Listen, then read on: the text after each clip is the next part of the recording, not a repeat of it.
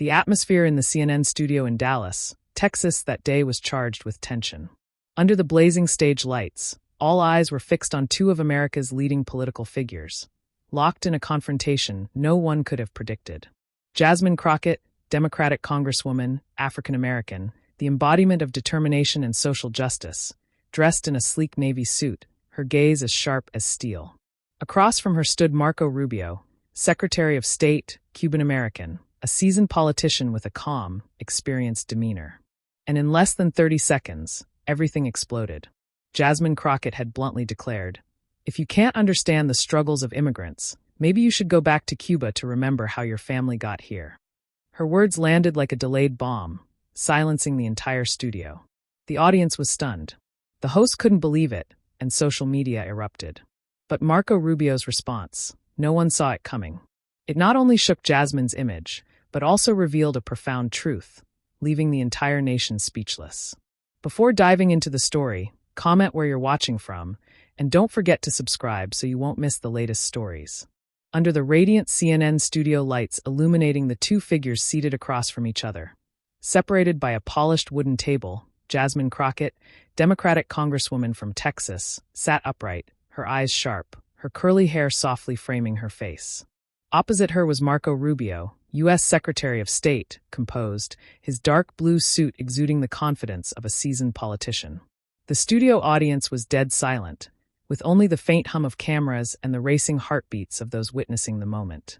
Anderson Cooper, with his steady voice, opened with a question about border security. "Miss Crockett, Mr. Rubio," Cooper began, "the current immigration policy is dividing the nation. How do we balance protecting our borders with supporting immigrants who contribute to society?" The question was like an invitation to ignite a fire, and Crockett didn't hesitate to seize it. Crockett leaned forward, her voice ringing with intensity. "The question isn't about balance. It's about justice. In Dallas, I represent immigrant families who work hard, pay taxes, raise their kids. They're not criminals, but Mr. Rubio's deportation policies are shattering their dreams. We need a humane immigration system that protects people like DACA recipients, not one that drives them out." She paused, her eyes sweeping over Rubio, daring him to respond. Rubio gave a slight smile, unshaken. "I understand the pain of immigrant families because I'm a product of one. My parents came from Cuba, working day and night to give us a chance. But the American dream must rest on the rule of law. If we let our borders spiral out of control, we don't just harm American citizens.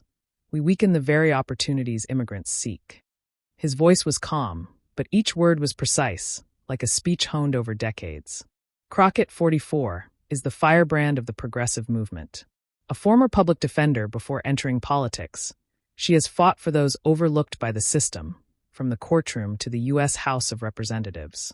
Representing Dallas's diverse district, she carries the stories of African Americans, immigrants, and workers, turning every speech into a call for fairness. But her blunt style can be a double-edged sword, sometimes leading to impulsive moments. Rubio, 54, is the embodiment of conservative steadfastness.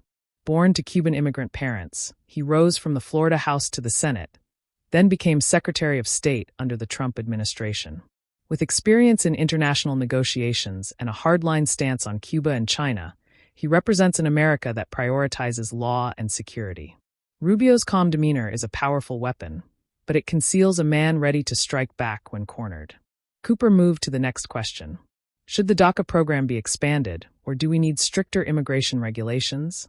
Crockett jumped in, her voice brimming with emotion. DACA is a moral issue. These young people grew up here, went to school, worked, contributed. Deporting them betrays American values. Mr. Rubio, you talk about the American dream, but your policies are turning it into a nightmare for millions. I'm not against DACA, Rubio replied, but we need a transparent system. My parents immigrated legally, facing countless barriers to stay. If we reward those who cross the border illegally, we send a message that the law doesn't matter. That's not fair to those who wait years to come here the right way. The studio atmosphere grew heated. Some audience members clapped for Rubio, while others cheered for Crockett. On social media, posts began to spread, with users divided. Some praised Crockett for standing up for immigrants. Others backed Rubio for emphasizing the rule of law. One post read, "Crockett speaking for those without a voice." Another countered, Rubio's right. You can't have America without borders. Crockett didn't hold back. Mr. Rubio, you talk about the law, but you forget the people. In Texas, I've met families living in fear because of raids. You were once the son of immigrants. How can you turn your back on them? Her voice was sharp as a blade. But Rubio merely nodded, as if he'd anticipated the attack. Congresswoman, Rubio said, his voice low but weighty, I'm not turning my back on anyone. I'm fighting for a fair system where everyone has a chance. But they must respect the law. That's how my parents built their lives, and that's how I defend America. His composure silenced the audience, but Crockett's eyes flared, as if she were gearing up for a decisive blow. Anderson Cooper, trying to maintain the rhythm, threw out a new, sharper question. The current administration is pushing for large-scale deportations. Is this a sustainable solution or just a political tool? Jasmine Crockett, with blazing eyes, seized the moment. She sat up straight, her voice resounding like an accusation. This deportation plan isn't a solution. It's an attack on the very people who make America. I've met families in Dallas, parents working tirelessly, kids studying hard, threatened by policies Mr. Rubio supports. They're not criminals. They're our neighbors, coworkers, friends. You call this order, but I see cruelty wrapped in a political shell. On social media, posts exploded like fireworks. Crockett's right. Deportations are inhumane. Clashed with the law must be respected. Cooper raised a hand, trying to calm the storm. But Crockett's gaze remained locked on Rubio like a fighter ready to land the knockout punch. Rubio, with astonishing calm, responded. He tilted his head, hands clasped, his voice slow but powerful. I respect Miss Crockett's passion, but emotion can't replace reality. As Secretary of State, I see the challenges illegal immigration brings. From human trafficking to border insecurity, my parents came here legally, overcoming countless hurdles to become citizens. They taught me the American dream isn't a free gift. It demands responsibility. If we ignore the law, we hurt the very people waiting in line for their chance to come here. Crockett's lips curled as if she couldn't believe what she'd heard. Responsibility. You talk about responsibility while your policies tear families apart. I've met kids crying because their parents were detained. Workers deported despite dedicating their lives here. Mr. Rubio, you stand there boasting about your family's immigration story while building a wall to block others from pursuing that dream. That's not responsibility. That's hypocrisy. Crockett's accusations sliced through the air like a knife. Some audience members cheered, but others whispered, sensing the escalating tension. On social media, one user wrote, Crockett just called Rubio a hypocrite. This is getting intense. Another post countered, Rubio's talking about the law, not emotions. Crockett needs to calm down. In the control room, CNN producers exchanged anxious glances, sensing the debate was slipping out of control. Cooper tried to intervene. Let's get back to policy. But Crockett, like an unstoppable storm, cut him off. No, we need to talk about people, not just policy. Mr. Rubio, you're proud to be an immigrant's son, but you're ready to turn your back on those fleeing poverty, violence for a better life. Do you think your parents would be proud of that? Her words were razor-sharp, almost personal, as if she wanted to corner Rubio. Rubio took a deep breath, his eyes flashing with a hint of steel, but his voice remained steady. Miss Crockett, I'm not turning my back on anyone. I'm fighting for a fair America where the law is respected. Where people like my parents who worked tirelessly, followed the rules, are rewarded. I've negotiated with nations to protect American interests, from the Panama Canal to peace in Ukraine. I know the value of opportunity, but it must come with responsibility. He paused, looking straight at Crockett. And I don't think calling me a hypocrite will solve this problem. The audience was visibly split. Some clapped for Rubio, swayed by his calm. Others sided with Crockett, feeling the fire of her fight in her voice. In the studio, a middle-aged woman, perhaps an immigrant, gripped her husband's hand, eyes welling with tears as Crockett spoke of separated families. In another row, an older man nodded in agreement with Rubio, whispering to his neighbor, "The law is the law." Crockett, sensing support from part of the audience, pressed harder. You talk about responsibility, but you don't see the people behind the numbers. I've walked through Dallas neighborhoods, heard stories of people living in fear of deportation. Mr. Rubio, have you ever sat down with them, heard them talk about their dreams, or are you too busy signing papers to send them away? Her words were a challenge, her tone brimming with emotion, almost daring Rubio to respond personally. Rubio gave a faint smile, but his eyes were sharp as steel. Miss Crockett, I don't just hear immigrant stories. I've lived them. Every day, I carry the lessons of my parents who sacrificed everything so I could be here today. But I also know that without the law, there's no American dream. If you want to talk about people, let's talk about those waiting legally to come here, pushed back because the system's overwhelmed. The studio seemed to lose all air, leaving only the suffocating tension between Jasmine Crockett and Marco Rubio. The scorching stage lights bore down on the two adversaries, as if trying to burn away any remaining distance. Anderson Cooper, striving to keep the debate under control, posed a sharper question. Do current deportation policies reflect true American values, or are they just a tool for division? American values? Crockett nearly shouted, her voice echoing with fury. Mr. Rubio, you stand there cloaking yourself in your family's immigration story. Yet you sign cruel orders that push thousands into the shadows. In Dallas, I've seen mothers cry because their children face deportation. Workers handcuffed despite building lives here. You call that American values? I call it betrayal. Betrayal of the very people like your parents who fled for freedom. She slammed her hand on the table, emphasizing each word as if to etch them into the audience's minds. Rubio sat motionless, only a slight furrow on his brow. He took a deep breath, hands resting lightly on the table, as if restraining a storm within. Miss Crockett, he began, his voice low but sharp as a blade. I don't deny the pain of those families, but my duty is to protect a fair system where the law is upheld.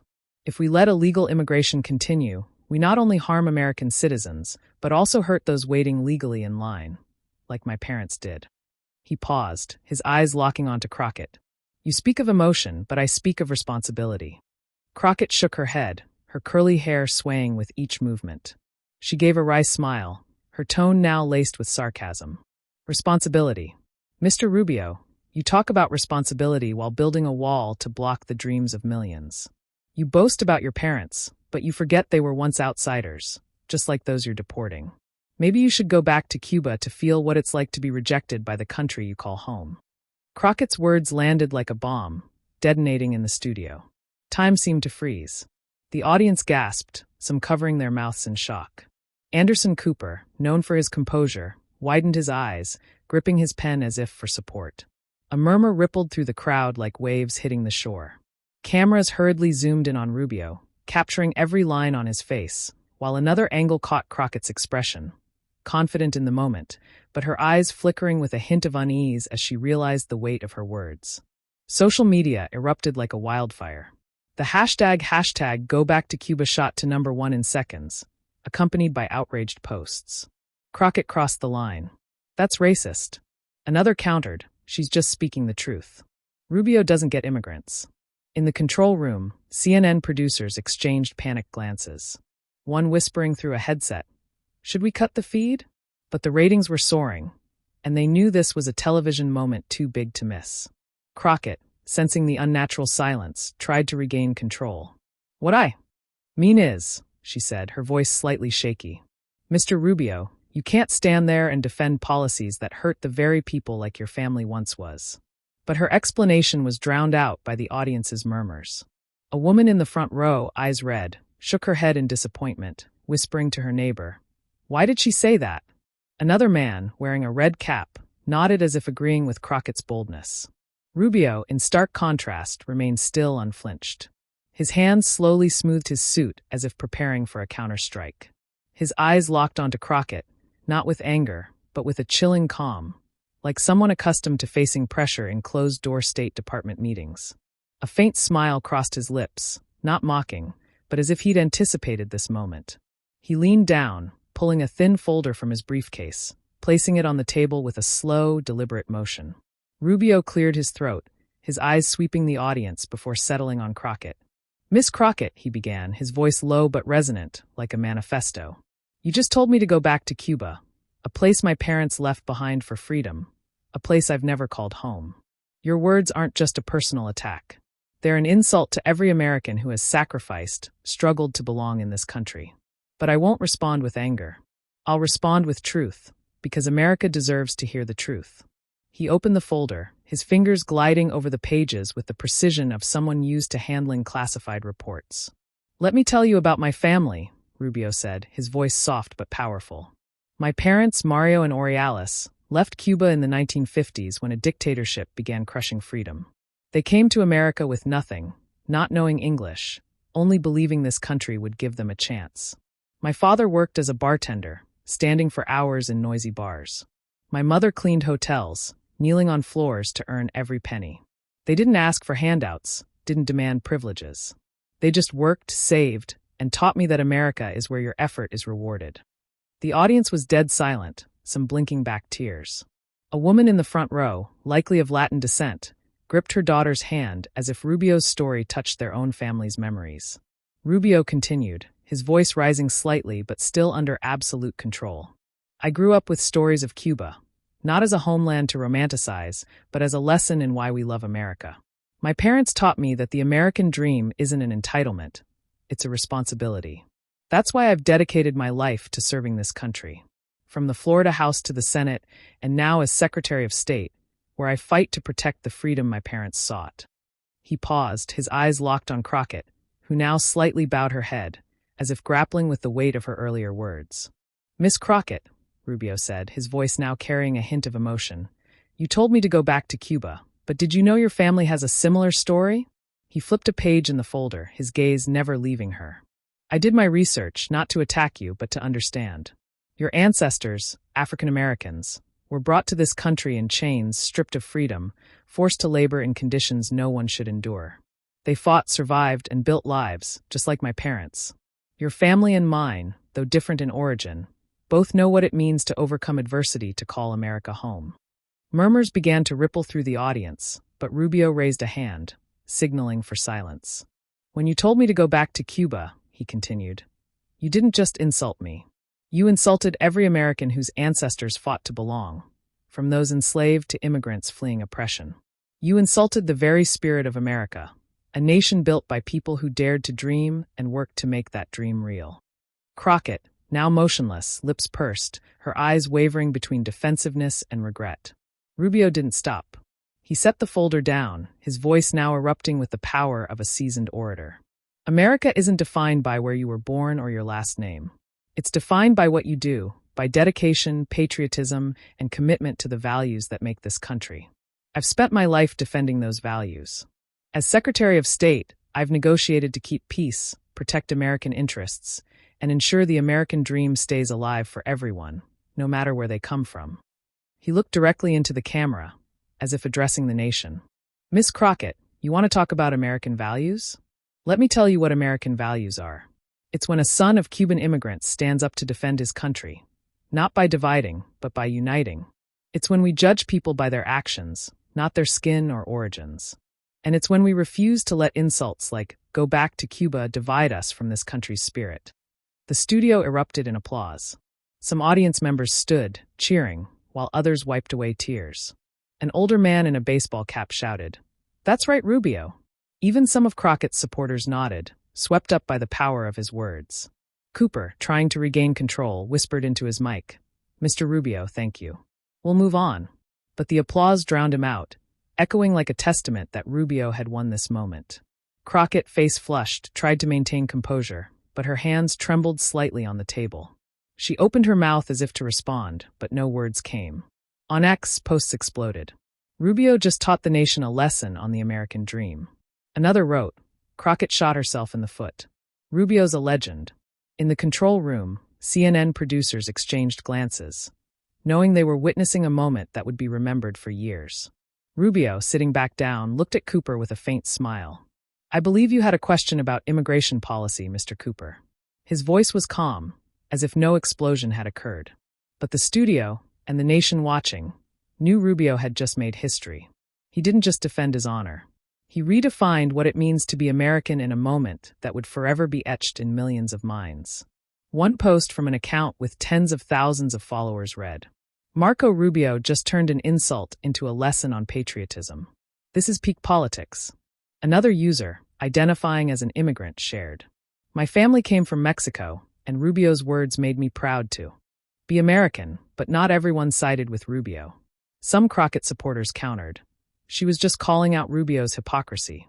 Their voices echoed online and in the studio, forming a sharp contrast to the thunderous applause that had followed Rubio's speech. A young woman in the third row, clutching a notebook filled with activist slogans, whispered to her friend. She said what needed to be said. He just made it sound prettier. Back on social media, a flurry of posts pushed back against the narrative of Rubio's triumph.